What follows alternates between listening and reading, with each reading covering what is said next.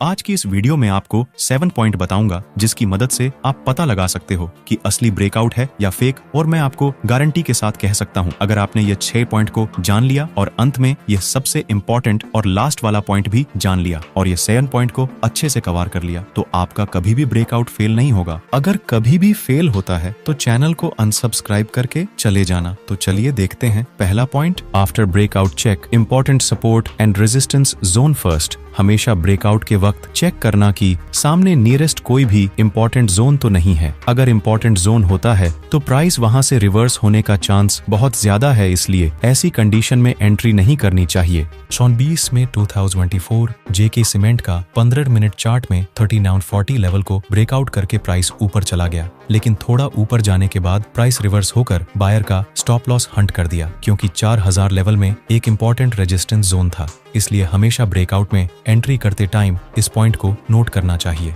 How much price move before breakout. Breakout के पहले हमेशा यह चेक करना जरूरी है कि प्राइस ऑलरेडी कितना मूव कर चुका है, क्योंकि प्राइस में अगर एक अच्छा खासा मूव दे चुका है तो यहाँ पर प्रॉफिट बुकिंग के चांस ज्यादा है और जिसके कारण प्राइस रिवर्स हो सकता है। ये SBI का 19 दिसंबर 2023 के 5 मिनट का चार्ट है। इसमें प्राइस 640 से वन वे से मूव देके रेजिस्टेंस को ब्रेकआउट कर दिया और प्राइस 660 तक आ गया, जिससे बहुत लोगों ने इस ब्रेकआउट होने के बाद रिटेस्ट होते ही लोगों ने एंट्री किया और बायर का स्टॉप लॉस हंट करके प्राइस नीचे चला गया।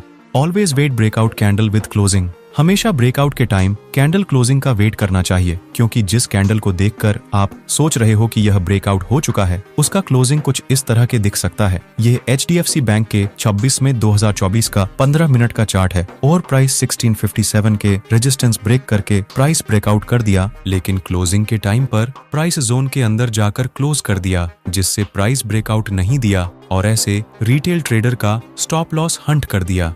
Any chart level doesn't align, it's a zone। कोई भी चार्ट का लेवल लाइन नहीं है, वह एक जोन है। अगर आप किसी भी चार्ट को लाइन में यूज करोगे तो आपको ज्यादा फेक ब्रेकआउट देखने को मिलेगा। ये निफ्टी 50 के 3 मई 2024 का 5 मिनट का चार्ट है, जिसमें आपको देखने को मिलेगा कि इस लेवल को ब्रेकआउट कर दिया, लेकिन अगर आप गौर से देखोगे तो ये एक हॉरिजॉन्टल लाइन है, जिसके कारण यहाँ फेक ब्रेकआउट देखने को मिला। लेकिन अगर हम इसको जोन में ड्रॉ करें तो इसमें कोई भी ब्रेकआउट देखने को नहीं मिल रहा है। असल में ये एक जोन है। Always check volume breakout time. कोई भी ब्रेकआउट होने से पहले आपको वॉल्यूम को भी देखना बहुत ही जरूरी है। इससे पता चलता है कि बिग इंस्टीट्यूशनल ट्रेडर मार्केट में है या सिर्फ रिटेलर है। अगर बिग इंस्टीट्यूशनल ट्रेडर है तो प्राइस के साथ साथ वॉल्यूम भी बढ़ेगा। इससे ज्यादा कंफर्मेशन मिलती है कि यह असली ब्रेकआउट हो सकता है या नहीं।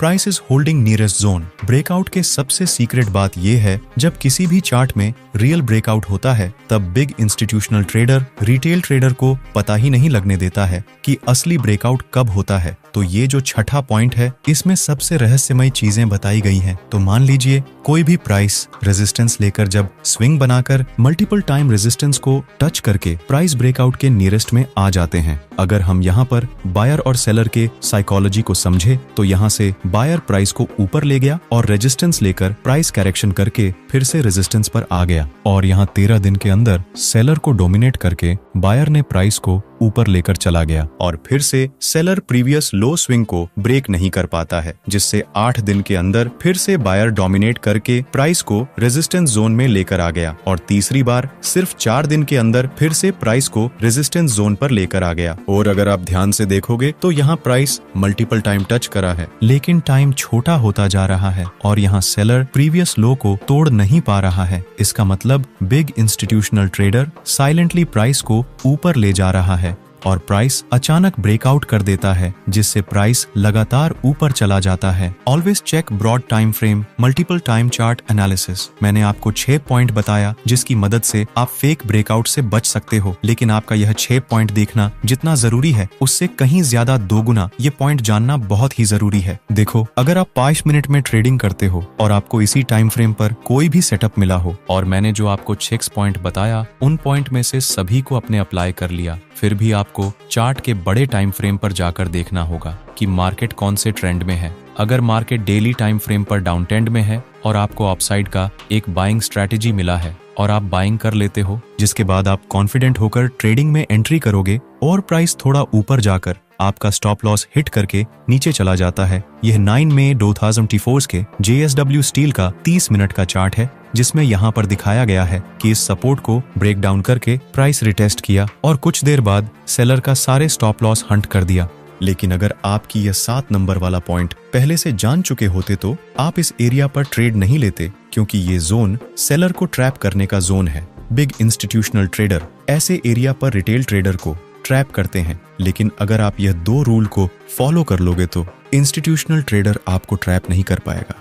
फर्स्ट ये है कि आपको हमेशा ट्रेंड के अनुसार चलना है, उसके ऑपोजिट में नहीं चलना है, क्योंकि बड़े ऑपरेटर भी ट्रेंड के अगेंस्ट नहीं जाता। ये आप देख सकते हो, डेली टाइम फ्रेम में मार्केट अप ट्रेंड में है, लेकिन छोटे टाइम फ्रेम में यहाँ एक सपोर्ट पर ब्रेकडाउन का ट्रेड मिला है, जो कि सिर्फ और सिर्फ रिटेलर को फंसाने के लिए ऐसा किया जाता है। तो हमेशा याद रखना, बड़ा टाइम फ्रेम पर अगर मार्केट अप ट्रेंड में है तो आपको हमेशा 80% ट्रेड बाइंग साइड का लेना चाहिए। ठीक उसी तरह से अगर मार्केट डाउन ट्रेंड में है तो आपको हमेशा 80% टाइम सेलिंग का ट्रेड लेना है और बाकी 20% ट्रेड आप एनालिसिस करके स्कैल्पिंग के लिए ले सकते हो।